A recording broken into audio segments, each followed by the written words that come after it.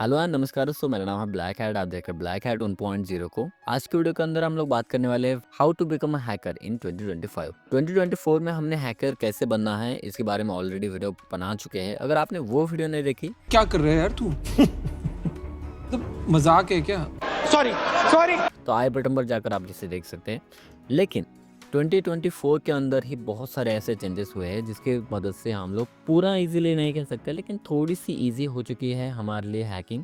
ठीक है, so without wasting any time let's begin. Cyber security की मार्केट वैल्यू अब लगभग 193 बिलियन डॉलर्स की हो चुकी है, जो कि 2032 तक 562 बिलियन डॉलर्स की होने वाली है। जबकि इंडिया में ये बहुत कम आंकड़ों में मानी जाती थी। लगभग 4 बिलियन डॉलर्स की अब हो चुकी है और एक्सपेक्टेड है 2029 तक ये 10.19 बिलियंस की होने वाली है, जिसकी ग्रोथिंग रेट 18.33 होने वाली है। ठीक है, जो कि अब बहुत ज़्यादा मानने में आ चुकी है। साइबर सिक्योरिटी के बहुत सारे हमले अब देखने को मिल रहे हैं। जैसे जैसे लोग डिजिटल हो रहे हैं वैसे वैसे साइबर सिक्योरिटी के जो स्कैमर्स है, जो स्कैम्स है, वो बहुत ज़्यादा होने लगे। फिलहाल आपने अभी ऑडियो भी सुन रहे होंगे कुछ इस तरीके से। सावधान, अगर आपको अनजाने नंबरों के पुलिस, पीबीआई, कस्टम या जज के वीडियो कॉल आते हैं तो अब इस मामले में जॉब्स की वैल्यू और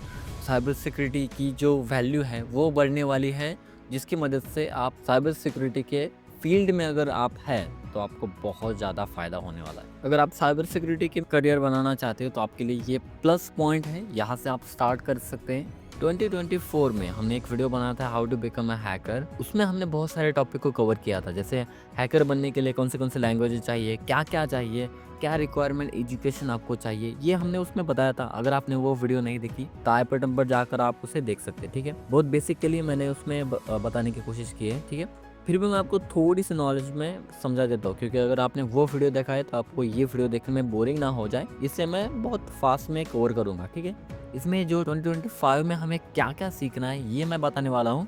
लेकिन अगर आपने वो वीडियो नहीं देखा है तो थोड़ी सी स्मॉल में मैं आपको उसकी नॉलेज थोड़ी सी बता देता हूँ। ठीक है, थोड़ी सी इंप्रूवमेंट भी करूँगा। ठीक है, तो हमें स्टडी करनी पड़ेगी TCP, IP, DNS, HTTP, FTP, VPN and firewall की। ठीक है, जो कि आप वायरशार कोर एंड मैप की मदद से आप सीख सकते हैं काइलिनक्स में। ठीक है, आपको फोकस करना पड़ेगा Linux and Windows operating system पर। लर्न करना पड़ेगा आपको command line, bash scripting, Windows PowerShell को, जो कि आप काइलिनक्स ऑपरेटिंग सिस्टम और पैरेट ऑपरेटिंग सिस्टम को यूज कर सकते हैं। आपको लैंग्वेज सीखना पड़ेगा Python, JavaScript, C, C plus plus and other आपके पास अगर है तो। ठीक है, HTML तो आपको सीखना पड़ेगा। ठीक है, उसके साथ साथ आप CSS, जावास्क्रिप्ट को भी सीख सकते हैं। इसके साथ साथ आपको bash, Python and automatic task पर आपको ज़्यादा से ज़्यादा ध्यान देना पड़ेगा। उसी के साथ साथ आपको स्क्रिप्टोग्राफी पर भी थोड़ा सा ध्यान देना पड़ेगा इस साल। ठीक है, system security, understand the antiviruses, and point security and system hiding, vulnerability जो होती है उस पर आपको ध्यान देना पड़ेगा, सबसे इंपॉर्टेंट चीज़। ठीक है, OWASP आप सीख सकते हैं, वो बहुत ईजी होता है सीखने के लिए वल्नरेबिलिटी को। ठीक है, और सबसे पहले हैंड टू हैंड प्रैक्टिस करनी पड़ेगी, जैसे कि आपको हैक द बॉक्स वेबसाइट है, ट्राई टू हैक मी। ठीक है, द ओवर द वायर ये वेबसाइट है, इन पर आपको ट्राई करना पड़ेगा हैकिंग सीखने के लिए। बग बाउंटी आप कर सकते हैं हैकर1 या बग क्राउड पर। उसी के साथ साथ आपको nmap के टूल्स, ठीक है, Metasploit, brute scoop, John the Ripper, Hashcat, Aircrack NG, ठीक है, ये टूल्स आपको बेसिकली सीखने तो पड़ेगी। ठीक है, ये तो सीखने पड़ेंगे। उसी के साथ साथ आपको सबसे इम्पोर्टेंट चीज़ साइबर सिक्योरिटी के जो सर्टिफिकेट है वो आपको अपडेट करने पड़ेगा आपको रिज्यूम में, क्योंकि आपको जॉब अगर चाहिए तो आपके रिज्यूम में ये सर्टिफिकेट होने चाहिए। कौन से TIT सिक्योरिटी, ठीक है, CEH सर्टिफाइड एथिकल हैकिंग, ये कोर्स तो आपको चाहिए। ठीक है, उसके साथ साथ OSCP सर्टिफिकेट चाहिए, CISSP, उसके साथ साथ OSWE वेब एक्सपर्ट। ठीक है, ये सर्टिफिकेट अगर आपके पास है तो आपको एडवांटेजेस मिल जाती है। और हमेशा आपको अपडेट रहना पड़ेगा, जो कि साइबर सिक्योरिटी के ब्लॉग्स है, पॉडकास्ट है, यूट्यूब चैनल्स है, उसे देखते रहना पड़ेगा, क्योंकि वो अपडेट आता रहता है ना हमेशा। 2025 में, 2026 में, 2027 में हर बार एक ही फॉर्मूला काम नहीं करता है। ठीक है, तो अलग अलग आपको ट्राई करने पड़ते हैं, तो इसके लिए आपको अपडेट रहना पड़ेगा, ब्लॉग्स को रीड करना पड़ेगा। उसके साथ साथ गिटहब, बेसिकली गिटहब पर आपको ओपन सोर्स प्रोजेक्ट मिल जाते हैं, जिसकी मदद से आप लोग बहुत ईजीली, जो भी कुछ लोग ट्राई करते रहते हैं, उसको आप कॉपी पेस्ट करके यूज़ कर सकते हैं, आपके हिसाब से वो मॉडिफाई भी कर सकते हैं, ठीक है। इथिकल हैकिंग पर आपको ज़्यादा ध्यान देना पड़ेगा और टेस्टिंग करनी पड़ेगी। किसी वेबसाइट पर भी ट्राई करने से पहले आपको उसकी परमिशन लेनी ज़रूरी है, ठीक है। तो ये आपको सबसे पहले देखना पड़ेगा। अब बात करते हैं आपको क्या क्या सीखना पड़ेगा। इस वीडियो में मैं आपको सिर्फ 2-3 टॉपिक ही कवर करने वाला हूँ और उसी में 2025 आपका निकल जाएगा। सबसे पहली चीज AI in cyber security, machine learning for attack detection. Second रहेगा IoT security, hacking smart devices. उसके बाद थर्ड रहेगा cloud security, security AWS, Azure, Google cloud, ठीक है। उसके बाद blockchain security, smart contract, audits and crypto security. ये हम 4 टॉपिक को कवर करने वाले हैं, ठीक है। So without wasting in time let's begin. Firstly 3D detection. अब 3D डिटेक्शन का मतलब क्या होता है? एक्चुअली में इसे हिंदी में हम असामान्य गतिविधियां कह सकते हैं। असामान्य गतिविधियां मतलब क्या होता है? जो सिस्टम में बनाया गया है, एक फॉर्मूला है, उसके अलावा कुछ अलग सी जो एक प्रोसेस बनाया गया है सिस्टम में आने के लिए, जो प्रोसेस बनाया गया है, जैसे हम लॉगिन करते हैं वेबसाइट पर, ठीक है, उसका यूज़र ID पासवर्ड मैच होने के बाद ही वो लॉगिन हो जाता है। तो उसके अलावा उसे स्किप करके अगर कुछ अंदर घुसने की कोशिश कर रहा है तो उसे कहते हैं थ्रेड। तो उसको स्किप करके अंदर घुस रहा है, यानी कि वो 3D कर रहा है सिस्टम के साथ, तो वो डिटेक्ट करने का जो प्रोसेस होता है वो उसे कहता है 3D डिटेक्शन, ठीक है। अब तक ये मैनुअली किया जाता था, मतलब अब तक ये एक सिस्टम बनाई जाती थी, उसके अंदर अगर कुछ हो रहा है तो उसे डिटेक्ट करके उसको हटा दिया जाता था मैनुअली करके, ठीक है। तो अब AI की मदद से अब ये जो अटैक होने वाले हैं इसे डिटेक्ट करके डायरेक्टली स्किप करके उसे सिस्टम के अंदर घुसने का चांस ही नहीं दिया जाता। तो ये AI की मदद से अब होने लगा है। ट्रेडिशनल सिस्टम जैसे फॉरवॉल्स और एंटीवायरस बस पहले से बने रूल्स के हिसाब से काम करते हैं, लेकिन AI और मशीन लर्निंग जैसे नए पैटर्न्स और एनोमलियस को पकड़ने में मदद करते हैं, जो पहले कभी देखे नहीं गए। जैसे कि मान लीजिए एक सिस्टम है जो 100 MB डाटा भेजता है, ठीक है, लेकिन एक दिन अचानक उसका 10 GB डाटा भेजने लगा। AI इस थ्रेड को समझ के तुरंत उसे पकड़ लेगा। देखो बेसिकली AI जो थ्रेड्स होते हैं वो बेसिकली कैसे काम करते हैं, जैसे नॉर्मली जो एंटीवायरस होते हैं या फायरवॉल्स होते हैं वो बेसिकली ऐसे काम करते हैं, जो एक सिस्टम बनाया जाता है, मतलब एक कोड बनाया जाता है, उस हिसाब से अगर कुछ प्रॉब्लम्स आती है, मतलब उस सिस्टम में एक थ्रेड्स डाला जाता है, उस थ्रेड के जरिए अगर कोई अंदर जाने की कोशिश कर रहा है तो उसे वो डिटेक्ट करेगा और उसे वो ब्लॉक करेगा, ठीक है। लेकिन उसके अलावा अगर थ्रेड्स कोई आ रहा है, मतलब कोई थ्रेड्स कर रहा है, ठीक है, उस सिस्टम में जो थ्रेड्स है उसके अलावा कोई थ्रेड्स कर रहा है तो वो उसे डिटेक्ट नहीं करेगा, उसे वो अंदर जाने देगा, फायरवॉल्स और एंटीवायरस दोनों भी, ठीक है, क्योंकि उसे मैनुअली बनाया गया है कि उस कोड को डिटेक्ट करो जो हमने बनाया। तो उसके अलावा AI ऐसे नहीं काम करता। AI क्या करता है, जैसे मैंने बताया कि 100 MB का डाटा है और 1 GB से या 3 GB डायरेक्टली ट्रांसफर हो रहा है, तो उसे वो डिटेक्ट करेगा, ठीक है, उसे एनालाइज करेगा और उसे समझने के बाद उसे उस पर रिस्पॉन्स करेगा, ठीक है। तो AI ऐसे रिस्पॉन्स करता है। AI इम्प्रूवमेंट होता है, जैसे सिस्टम में अगर उसमें कोड दिया गया है उसी हिसाब से काम करता है, ऐसा नहीं करता, ठीक है। AI इम्प्रूवमेंट होता है, उसे सीख के समझ के उस पर रिस्पॉन्स करता है। AI को सीखना पड़ेगा, थोड़ा सा कॉम्प्लिकेटेड होता है AI थ्रेड को समझना, लेकिन आप जैसे जैसे इसमें सीखते चले जाएंगे आपको इसमें बहुत सारी इंटरेस्टेड चीजें समझने को मिल जाएगी, ठीक है। तो AI थ्रेड समझ में आ चुका होगा, हम लोग आगे की तरफ बढ़ते हैं। AI थ्रेड्स के टूल्स जो है dark trace, real time network monitoring और एनोमलियस से जो डिटेक्शन होता है के लिए ज्यादा उपयोग किया जाता है। उसके बाद सेकंड है crowd strike, and point security के लिए इसका इस्तेमाल किया जाता है। उसके बाद आता है IBM rather AI on analytics को उपयोग करके नेटवर्क और सिस्टम को एनोमली से डिटेक्ट कर देता है। उसके बाद आता है स्प्लंक बड़ी बड़ी कंपनी से यूज करती है, बेसिकली ये एनालाइज करके 3D डिटेक्ट करता है। ये ज्यादा से ज्यादा यूज होता है क्योंकि वो 0 डे अटैक जो होते हैं उसको वो डिटेक्ट करने में बहुत ज्यादा यूज होता है, ठीक है। देखो जिसको 0 डे वल्नरेबिलिटी नहीं पता है थोड़ा सा वल्नरेबिलिटी का एडजस्टमेंट कर लेना। 0 डे वल्नरेबिलिटी बेसिकली एक ऐसी वल्नरेबिलिटी होती है जिसके पैचेस करने के पास कंपनी के पास 0 डे होता है, उसके लिए उसे 0 डे वल्नरेबिलिटी कहा जाता है। थोड़ा सा मैं आपको बता देता हूँ, ठीक है।